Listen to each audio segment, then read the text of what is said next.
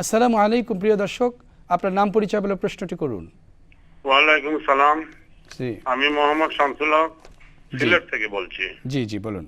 হুজুর, জি আমি একজন ব্যাংকের মানুষ। জি আমার কাছ থেকে আমার এক সহকর্মী তার বিপদের কথা বলিয়া আমার পায়ে হাতে ধরিয়া আল্লাহর কসম দিয়া কিছু টাকা দান নিল। এখন আমি চাকরি থেকে অবসর নিয়ে গেছি, জি সে লোকটারও চাকরি শেষ হয়ে গেছে।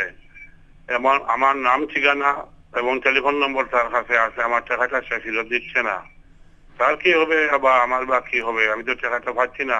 জি আমি ব্যাংক থেকে সমবায় সমিতি থেকে লোন নিয়ে তাকে দিছি, আমার স্যালারি থেকে বেতনটা খাটিয়া লোন শুধু হইছে। জি আর একটা যদি প্রশ্ন যদি কাইন্ডলি নেন তাহলে বলি, জি বলুন বলুন প্লিজ।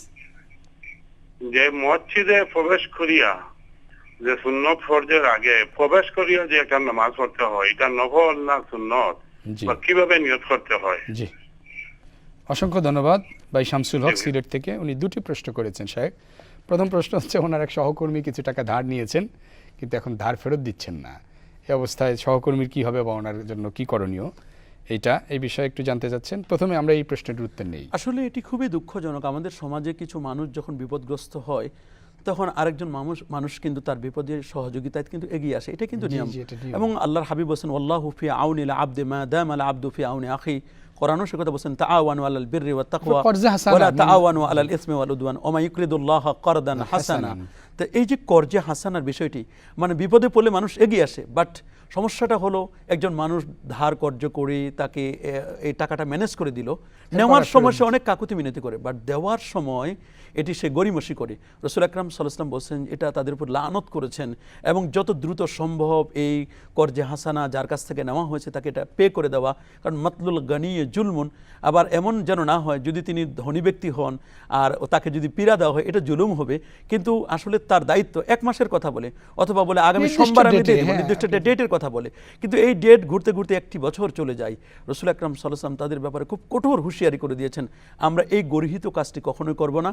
আমরা যার কাছ থেকে এই ফ্যাসিলিটিটা নিব, আমার একটা বিপদের সময় যিনি আমাকে উদ্ধার করলেন, অবশ্যই আমি তাকে কিয়ামতের দিন এটা যদি বিপদে কেউ ফেলবো না। ইচ্ছাকৃত ফেরত না দেয় তাহলে কিয়ামতের দিন তাকে এর জন্য আল্লাহর কাছে হিসাব দিতে হবে। হিসাব তো দিতে হবে, কারণ আল্লাহর হক আল্লাহ মাফ করে দিবেন, কিন্তু এটা বান্দার হক। বান্দা যতক্ষণ মাফ না করবেন ততক্ষণ পর্যন্ত এটা আল্লাহ পাক রব্বুল আলামিনও মাফ করবেন না। এরপরে উনি দ্বিতীয় যে বিষয়টি জানতে চেয়েছেন সেটা হচ্ছে দুখুলুল মসজিদ, যেই নামাজ আমরা আদায় করি মসজিদে প্রবেশের পরে, এটা সুন্নাহ না নফল, এটা উনি জানতে চাচ্ছেন। আসলে সুন্নাহ এবং নফল এই দুটো কিন্তু পরিভাষাগত যতটুকু পার্থক্য।